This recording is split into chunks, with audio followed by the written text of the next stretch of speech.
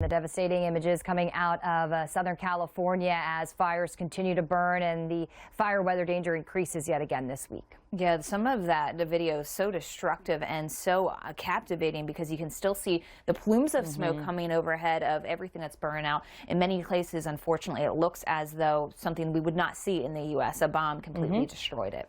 We appreciate you joining us here on AccuWeather Early. I'm Ariella Scalese. And I'm also Constanzer. As we move through this Monday, a lot of the talk is still the aftermath of the fires and the current ongoing, I should say, situations with the fires in Southern California. We are covering some other weather stories across the country, so let's get you started with a quick look at the forecast here, because if you're starting your morning across Georgia and the panhandle of Florida, it's starting very wet for you out there. Meanwhile, across the Great Lakes, we do have a little bit of snow, more lake effect snow to continue behind this as we add in at least a lot more cold.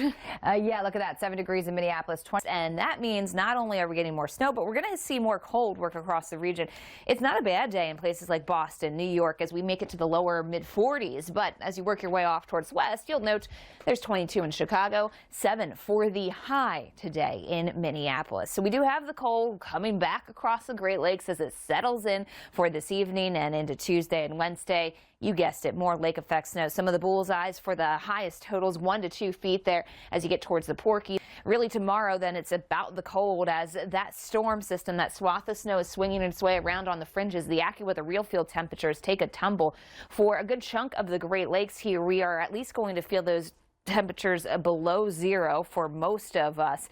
If not, welcome back to AccuWeather Early, and thanks again for joining us on a Monday morning. We continue our coverage with some of the devastation that's been ongoing in California, specifically Los Angeles and Ventura counties, and most of that has been in Los Angeles County. Well, let's take you out to Santa Monica right desert-like conditions, right? We are talking about no rainfall. This has been one of the many players in part of the reason we are seeing these fires, and with the gusty winds as well. So this map shows you it's the entire area of Southern California here, from Santa Barbara to Palmdale to Santa Ana to Oceanside down to San Diego.